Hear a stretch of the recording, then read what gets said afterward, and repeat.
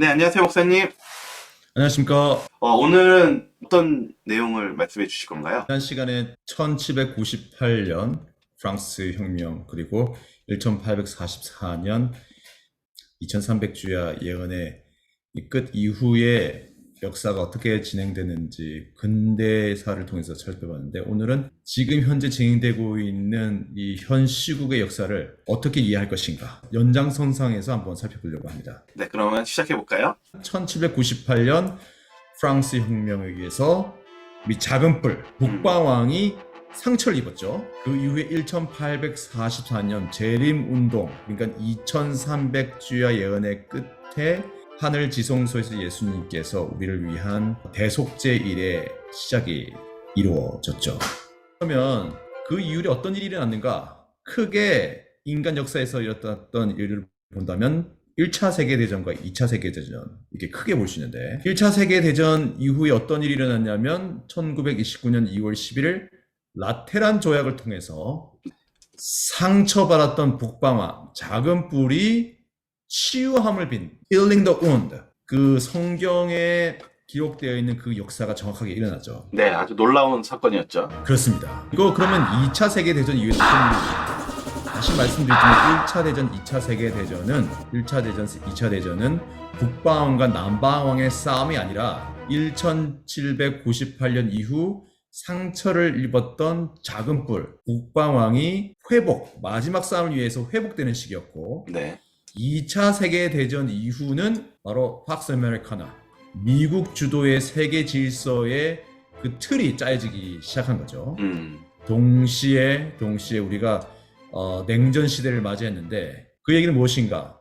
북방왕인 교황권, 그러니까 마지막 북방왕이죠. 다니엘서 11장에. 네, 그리고 계시록 13장에 나와 있는 첫째 짐승이 그 상처를 나음을 입고 사람들이 따르기 시작하는 사건이 진행되고 있고, 마지막 북방왕, 다니엘서 11장에 나와 있는 북방왕 중 마지막 북방왕과 계시록 13장에 나와 있는 첫 번째 짐승이 같은 존재라는 거죠. 그 무대가, 상처 입었던 북방왕이 본격적으로 활동할 수 있는 마지막 사업을 위해서 활동할 수 있는 무대가 이제 열렸고, 동시에 2차 대전이 지나면서 미국과 그리고 마지막 남방왕인 공산주의가 견고하게 그 터를 잡아서 북방왕과 둘째 짐승의 연합과 이렇게 대결을 펼치는, 그래서 이 지구상에서의 최고 패권을 가지고 힘의 싸움을 하는 그 지점에 우리가 와 있다고 할 수 있습니다. 특별히 우리가 이해해야 될 것은 다니엘서 11장에 나와 있는 북방왕이 마지막 순간에 많은 병거와 배를 가지고 많은 남방왕의 나라들에 들어가요. 그 모습이 여기에 나와 있죠. 이 둘째 짐승을 보면 계시록 13장에 나와 있는 둘째 짐승, 그 첫째 짐승에게 경배하게끔 하고 매매하는, 그러니까 사고 파는 것을 통제하는 세력으로 등장하거든요. 그러니까 이 미국이 군사력과 그리고 경제, 정치력을 바탕으로 교황권과 힘을 합쳐서 결국은 공산주의를 무너뜨리고 아니면 제압하고, 그리고 세계 패권을 완전하게 가져가게 되는 그 역사가 진행될 거라는 거죠. 근데 실제로 그것이 진행이 되어 왔고 가시적으로 그것이 드러난 사건이 있었습니다. 그게 어디냐? 1991년입니다.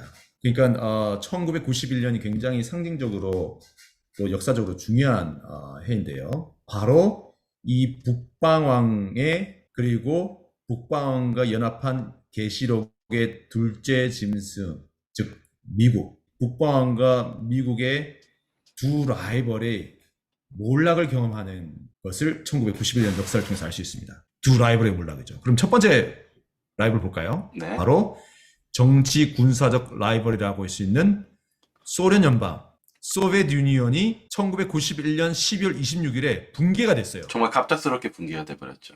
정말 갑작스럽게 붕괴가 됐죠. 근데 사실 그 갑작스러운 붕괴 이전에 이 차곡차곡 쌓여진 이 접근들이 있었습니다. 근데 이 냉전 시대를 어떻게 이해하는가? 근데 저는 개인적으로 이것을 여기 사진에서 보시면 알겠지만, 이 냉전, 영어로는 Cold War, 전쟁은 전쟁인데 어떻게 해요? 차가운 전쟁이에요. 전쟁은 원래 뜨겁거든요. 이렇게 쏘고 태우고 뭐 터지고. 네. 근데 냉전 시대 때는 우리가 이때 차가운 전쟁이라고 불렀습니다. 왜냐하면 엄청난 전쟁의 소문은 무성한데 무기를 잔뜩 만들고 쟁겨놓고 군사훈련을 하고 당장 지구 막 쑥대밭이 될 것처럼 얘기를 했지만 실제로는 큰 전쟁이 일어나지 않았어요. 여기 네. 보시면 이제 붉은 쪽이 이제 공산 진영, 소련을 중심으로 한 공산 진영이었고, 여기 파란색이 북미, 그리고 유럽, 네이토죠. 지금 우리가 나토 하는 나토 연합이죠. 네. 그래서 이 양 진영 간에 가장 두려웠던 게 핵전쟁이었거든요. 핵전쟁. 소련 공산 진영의 연대를 통해서 실제로 3차 세계대전 핵전쟁을 준비를 했었다는 비밀 문건들이 다 나오고 그랬었거든요. 그러니까 실제로 핵전쟁이 일어날 수 있었다는 거죠. 하지만 전쟁의 소문은 무성했지만 실제로 큰 전쟁은 일어나지 않았던, 예수님께서 말씀하셨던 전쟁에 관한 소문이 무성했던 시기라고 할 수 있었습니다. 근데 이게 1992년 2월 24일자 타임즈에 보면 이 소련 붕괴의 뒷 배경을 이렇게 아주 자세하게 설명해 줬거든요. 거룩한 동맹이 이루어졌다는 거예요. 근데 사진 딱 보니까 레이건 미국 대통령과 요한 바오로 2세 로마 교황의 사진이 정면에 딱 실리고, 어떻게 레이건 대통령과 교황이 함께 폴란드의 독립운동을 뒤에서 지원했는가, 이 내용입니다. 사실 이 폴란드의 독립이 시작되면서 이 소련이 연쇄적으로 붕괴가 되기 시작했거든요. 교황 바오로 2세가 아마 폴란드 사람이었던 걸로 제가 기억합니다. 그렇습니다. 선생님, 맞습니다. 그래서 여기서 보시면 요한 바오로 2세와 레이건이 함께 비밀리에 소련 붕괴를 위해서 협력했다, 뭐 그런 내용이 이렇게 적시되어 있습니다. 사실 소련 붕괴는 계시록 13장의 첫째 짐승인, 그리고 다니엘 11장의 마지막 북방왕인 교황권과 계시록 13장의 둘째 짐승인 많은 병과 배를 가지고 남방 왕들의 나라에 들어가는 미국이 본격적으로 연합을 해서 공산권, 본상진영, 남방 왕과 본격적인 패권 다툼을 시작했다는 신호탄으로 볼 수 있는 것입니다. 다니엘서 11장을 보시면 남방왕과 북방왕의 싸움이 지속적으로, 이게 역사를 통해서 지속적으로 이루어져 왔거든요.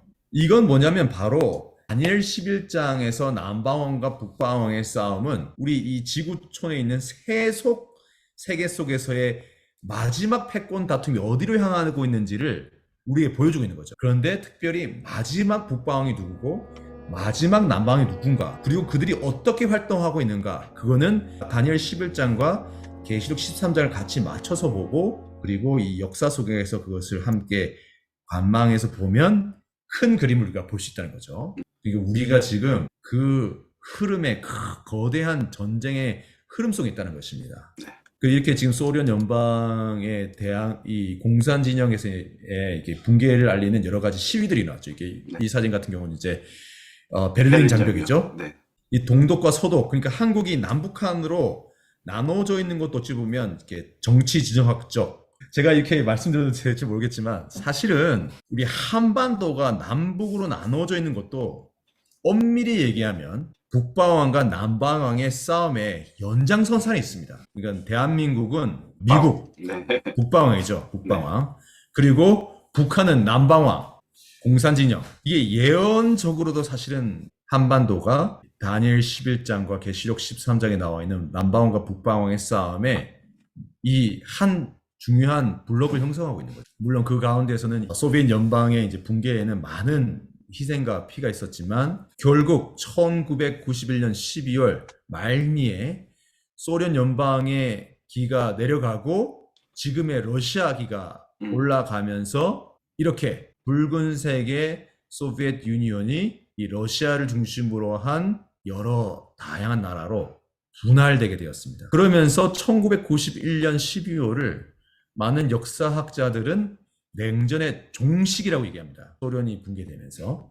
하지만 지금 어떠냐는 거예요. 지금 냉전이 끝났는가? 북방왕의 싸움은 끝났는가? 왜냐하면 소련이 붕괴되면서 적지 않은 재림교회 학자들, 우리 목사님들, 예언을 연구하시는 분들이 소련의 붕괴와 함께 남방왕이 끝났다, 이렇게 얘기를 했어요. 소련의 붕괴와 함께. 네. 남방황이 끝나서 이제 북방황과 그다음에 미국의 완전한 통치 안에 세계가 들어갔다. 예수님이 이제 오신다. 곧 북방황이 장막궁전을 세워야 되는데 장막궁전이 무엇을 의미하는지 모르겠다. 근데 저희가 이제 예전에 북방황이 장막궁전을 짓는 게 어떤 것이 살짝 살펴봤죠. 네, 기억납니다. 가능성에 대해서. 네. 보좌의 전쟁 이거를 한번 찾아보시면 될 텐데. 근데 우리 지금 사실은 작년부터 우크라이나 전쟁, 그러니까 러시아와 우크라이나가 소위 말해서 이제 전쟁을 벌이면서 아직도 진행 중이죠. 진행 중이죠. 이 냉전이 다시금 발생했다. 이런 얘기를 하세요. 팍스 뉴스 같은 경우면 차이나, 러시아가 새로운 Cold War, 신냉전이 시작될 수 있다고 막 전문가들이 막 얘기를 하기 시작했어요. 이거는 이제 팍스 뉴스 같은 경우는 좀 보수 진영의 뉴스죠. 네. 아니면 뭐 글로벌 타임즈라든지 아니면 블룸버그 통신, 북극 지역, 극지방이 신냉전의 새로운 전쟁터가 될 것이다. 뭐 아니면 사이버 MIT 테크놀로지 리뷰 이런 데서는 사이버 이 공간이 이 냉전 시대의 전쟁터가 될 것이다. 월스트리트 저널 같은 경우는 조 바이든 대통령이 새로운 냉전 시대에 적합한 대통령이다. 그가 냉전을 불러일으키고 있다.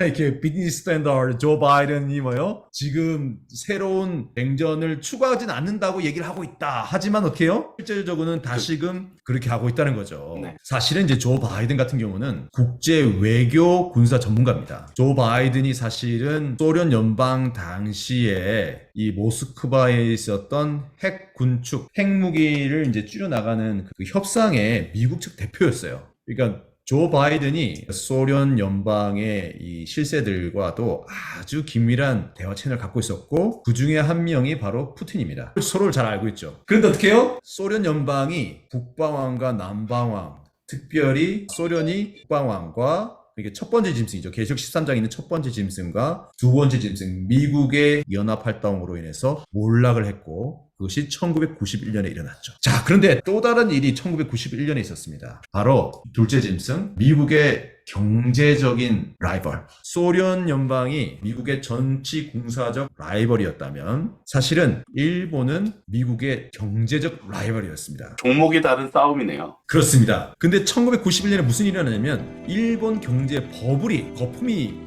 빠지면서 붕괴되면서 지금까지 잃어버린 30년 일본 경제가 지금까지도 휘청이고 있습니다. 처음에는 잃어버린 10년이란 말이 있었거든요. 근데 제가 이제 대학생이 되고 이렇게 시간 지나면서 잃어버린 20년 얘기가 나오더니 지금은 잃어버린 30년 얘기하고 있습니다. 일본이 경제적으로 얼마만큼 구조적으로 침체에 빠질 수밖에 없었는가에 대한 이제 책들이 많이 나와 있습니다. 근데 사실은 1970년대 후반에는 일본에 대한 경제 예측이 이렇지 않았어요. 가장 중요한 서적 중에 하나가 뭐냐면 바로 Japan as number one. 사실은 이제 논문 같은 것인데 하버드 대학에서 경제학을 가르치고 있는 에즈라 보겔이라는 교수님께서 일본이 그것도 1995년쯤에서는 미국의 경제 세계 규모를 초월할 것이라는 보고성 논문 그리고 책을 출간했었습니다. 그러니까 일본이 넘버 2가 아니라 이제는 일본이 넘버 1이 될 것이다. 이것을 통해서 이제 미국의 경각심을 일으킨 거죠. 실제로 이제 구글에서 GDP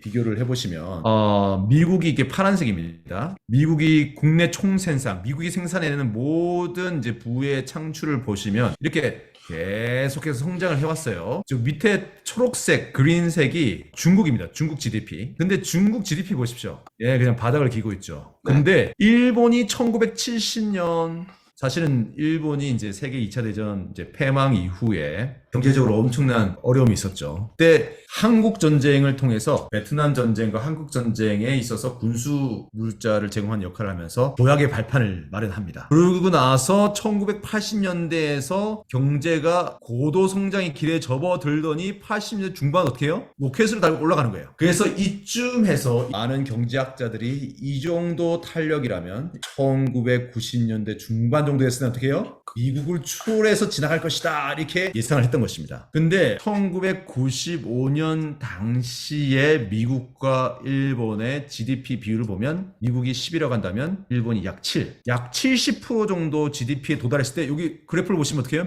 일본이 갑자기 어떻게 해요? 떨어지기 시작해요. 이게 참 신기한 게 개발 도상국도 아니고 이제 어찌 보면 일본이 이제 선진국 반열에 있었는데 그래프가 완만하게 가는 게 아니라 GDP가 떨어지는 거예요. 반면에 미국은 계속해서 이제 같은 곡선을 그리면서 올라가고 있죠. 그러니 지금 보십시오. 일본이 계속 지그재그를 하고 있지만 사실은 지금 계속해서 뭐예요? 거의 30년 동안 제자리 걸음. 그러니까 어찌 엄밀히 얘기하면 후퇴를 하고 있었던 거죠. 왜냐하면 시간이 지나면서 모든 물가 지표가 올라가기 때문에 이게 GDP가 성장하지 못하고 있다는 것은 사실은 평균 이하 마이너스 성장을 해왔다는 것입니다. 지난 30년 동안. 어떻게 이런 일이 가능한가? 1995년에는 미국의 경제 구문을 추월할 것이라는 경제학자들의 연구 보고서가 그것도 미국 내에서 나왔었는데 어떻게 1995년을 기점으로는 꺾였는가? 내리막길을 걸었는가? 그러면 그 일이 시발점이 된 1991년에 무슨 일이 있었는가? 버블 붕괴 직전에 미국을 포함한 서방 진영의 경제 선두주자들 그리고 일본 이렇게 소위 말해서 빅5라고 할 수 있는 이 나라들이 모여서 프라자 합의라는 것을 했습니다. 사실 거기서 이제 당시에 각국의 나라의 통화, 외환거래에서 통화의 가치에 대한 일정 부분 조율이 필요하다, 조정이 필요하다. 사실은 한 게 아니라 이 타겟이 어디였냐면 일본이었습니다. 일본 엔화의 가치를 조정해야 된다는 것이 주요 핵심이었고 결국 그렇게 했죠. 그래서 많은 경제학자들이 프라자 합의를 통해서 일본의 경제 원동력 두 날개가 꺾여버렸다. 이렇게 분석을 하고 이후에 있었던 버블 붕괴도 이 프라자 합의 때문에 이루어졌다 이렇게 얘기를 합니다. 사실 이렇게 보시면 제가 이제 US 달러 인덱스를 이제 찾아봤는데 미국 달러 가치 대 일본 엔화 가치의 변화를 본 겁니다. 여기 그래프에 보시면 1970년대 초반에는 여기 빨간색 이 제가 보이는 이 빨간색이 일본 엔화의 달러와 가치 대 이제 비율인데 여기 오른쪽에 보시면 400, 300, 200, 100에서 1달러당 400엔 300엔, 200엔, 100엔입니다. 1971년 보시면 300엔대 후반이었어요. 달러당. 그래서 이제 이 숫자가 줄어들죠. 그 얘기는 엔화 가치가 이제 올라갔다는 거죠. 뭐 예를 들면은 1달러 샀는데 3,000원은 줘야 된다 그런 얘기죠. 그렇죠. 그렇지만 떨어지다 다시 올라갔다 떨어지다 올라갔다 이렇게 했습니다. 그러니까 약 300에서 200 사이를 왔다 갔다 한 거예요. 1달러에 2,3천원 했던 거죠. 그런데 플라자 합의 이후에 보시면 엔화가 살짝 올라간 듯 싶더니 갑자기 곤두박질 칩니다. 곤두박질 치더니 어디까지 갔냐 100엔 이하로 떨어진 거예요. 그러니까 1달러에 850원 이렇게 되는 거죠. 갑자기. 어떻게 보면은 엔화 가치가 급격하게 올라버린 거군요. 그렇죠. 이 숫자가 줄어들었다는 것은 그만큼 엔화 가치가 올라갔다는 거고 엔화로 더 많은 것을 살 수 있다는 거죠. 어떻게 보면 반대로는 수출할 때 일본 물건 가격이 비싸졌다는 뜻도 되겠군요. 그렇습니다. 그러니까 일본의 수출 경쟁력이 완전히 떨어진 겁니다. 동시에 일본 내에서 돈이 넘쳐나니까 이제 이분들이 뭘 했냐면 이제 막 부동산을 막 사재기 시작했어요. 지금 보시면 다른 주요 통화들의 가치는 일본의 통화보처럼 이렇게 급격하게 변화를 겪지 않았어요. 근데 일본은 아주 철저하게 지금 보시면 계속해서 엔고 소위 말해서 엔화 가치가 매우 높게끔 책정되어 있었습니다. 어떻게 보면 미국이 그런 환율의 정책을 통해서 결국 경제 성장을 못하도록 하는 제도로 만들어버린 거군요. 그렇죠. 이게 사실은 제가 이제 경제학자가 아니기 때문에 그리고 제가 이제 이런 말을 할 처지는 아니지만 엄밀히 얘기하면 우리가 지금도 미국은 환율 조작국 지정을 통해서 환율에 정부가 지나치게 개입해서 국가 경쟁력을 끌어올리거나 하는 것을 막고 시장 자유 경제에 맡겨야 된다. 이것을 이제 국제적으로 천명을 하고 있거든요. 제가 이해하고 있는 바로는 사실은 미국 중심으로 일본의 엔화를 가치를 조작한 거죠. 미국의 요구에 의해서 조작한 것입니다. 사실은 세계 경제 주도권을 지금 가져가고 있는 이제 미국을 중심으로 한 제국의 질서를 유지를 위해서 맞춰줘야 되는 것입니다. 제가 이런 예를 말씀드리면 뭐 저게 목사가 무슨 건방지게 저런 말을 하나 이런 말씀하실 수 있을지 모르겠지만 이게 바로 이제 팍스 아메리카나 미국을 중심으로 한 세계 평화. 왜냐면 세계 전쟁이 일어나지 않는 이유는 절대 강자가 있기 때문이에요. 미국을 중심으로 한 세계 군사적, 정치적, 경제적 절대 파워가 있기 때문에 저희가 전쟁을 덜 겪고 있는 거예요 지금. 실제로 여기 보시면 일본도 그러니까 미국 말을 안 들을 수가 없는 거죠. 왜냐면 일본이 미국 경제를 추월해버리면 내가 대장인데 네가 지금 뭐 하는 거야 지금 이거 아니지 않아? 그러니까 이렇게 되는 거예요.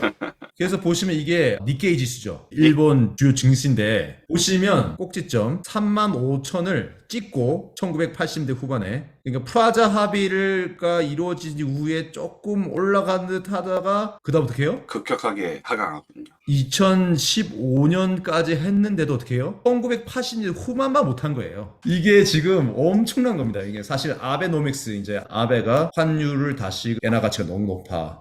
엔저를 해야 돼. 엔화 가치가 좀 떨어져야 된다는 거죠. 그래서 수출 경쟁력을 키워야 돼. 근데 우리가 이게 자꾸 이제 환상 속에 있는 게 뭐냐면 미국 중심의 세계 경제 시스템이 우리에게 교육한 것을 우리가 갖고 있기 때문에 일본은 지금 30년 동안 엔화 가치가 철저하게 통제되어 왔던 거예요.